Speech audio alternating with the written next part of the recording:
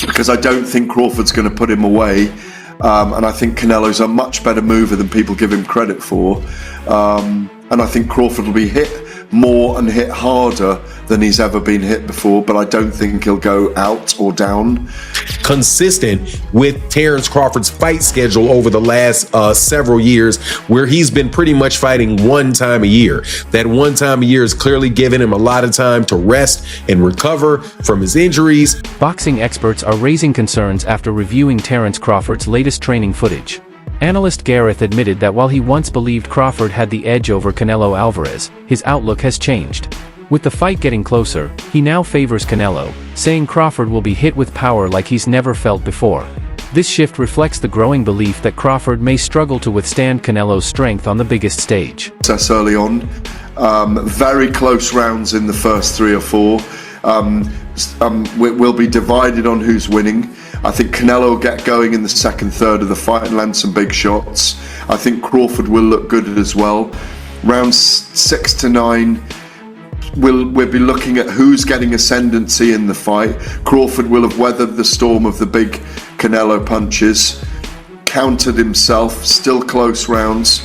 I think Canelo will push away and in my view will win the fight.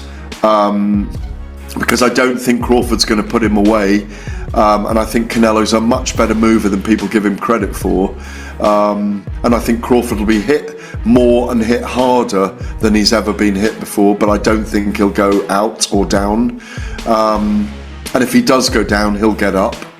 I think it'll be a very, very close affair, and I think even if in those last 6 rounds Crawford's got Canelo's number in terms of movement and timing, I still think if it's very close in rounds, I think it'll either be a draw or a narrow points decision for Saul Canelo Álvarez that everybody feels is very controversial, and then they'll do it again. That's how I see it playing. That's the plot, if you like, with the subplots in the drama of one of the biggest fights we've seen in Vegas since. Gennady Golovkin's trainer has raised concerns about Terence Crawford's move up in weight.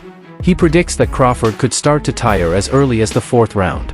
The issue, he explains, is the sudden increase in body size and added muscle, which may slow Crawford down.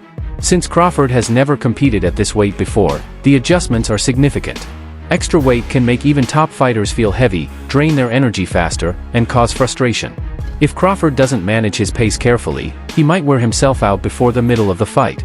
Triple G's former trainer said that Crawford's gonna be quick in the first 4 rounds, but once Canelo figures him out and actually starts hitting Terence Crawford, in which Sanchez described as, quote, like a huge truck hitting him, it'll be game over for Terence Crawford. He explained that Crawford may not have the legs for someone like Canelo in the 168-pound division. Sanchez also added that if Canelo was eventually gonna be Crawford's endgame, then Crawford should have jumped weight divisions a while back. Now, Crawford could have technically done that after the Spence fight. However, his once-a-year fight schedule prevented that from happening. Reports suggest Terence Crawford may be dealing with a shoulder issue during his training camp for the Canelo Álvarez fight. While nothing has been officially confirmed, even the possibility has worried fans and analysts. The concern is bigger this time because Crawford's career has usually been paced with just 1 or 2 fights a year, giving him plenty of time to recover and prepare. With this quick turnaround, he hasn't had the same luxury, and any nagging problem could carry into fight night. A shoulder injury is especially serious in boxing. It affects almost everything, from throwing sharp, powerful punches to blocking shots and controlling distance. Even a small strain could slow Crawford's hands and weaken his power, making it harder to keep Canelo's respect in the ring. Beyond the physical side, a shoulder problem could also affect Crawford mentally. It might make him second-guess himself in exchanges, holding back when he needs to commit. Against a strong, experienced puncher like Canelo Álvarez, even a moment of hesitation can be dangerous. If the injury is real, Crawford faces a steep challenge. Going into the ring less than 100% against someone of Canelo's level leaves almost no room for mistakes. What was already a risky fight could become even more dangerous if Crawford can't fully depend on his shoulders for speed, power, and defense. Solitary training camp and in every single solitary fight, a guy that is as old as Terence Crawford, 37, 38 years old, is going to have some type of injuries. They're going to have some type of old nagging type of stuff, especially a guy that works as ridiculously hard as Terence Crawford does.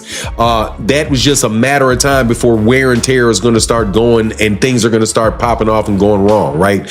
Also, you can tell that the reason that this is kind of consistent with Terence Crawford's fight schedule over the last several years, where he's been pretty much fighting one time a year. That one time a year is clearly giving him a lot of time to rest and recover from his injuries and gives his body time to heal up.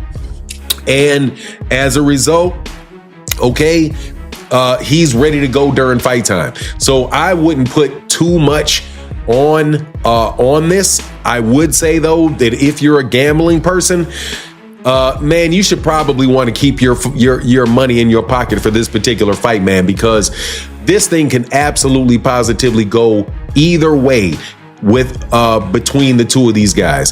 Canelo Álvarez is an exceptional fighter, much bigger than Terence Crawford is, or been fighting at a much bigger weight class than Terence Crawford's been fighting at, and much more experienced at that level at 168 pounds. But Terence Crawford is just such a superb fighter and such an intelligent fighter in there that you can know that he's going to be coming there to fight, and he's got a significant chance to win that fight, unless of course that injury is real. I mean, and it is significant and is preventing him from really sitting down on his punches, because he's going to have to at a point in time with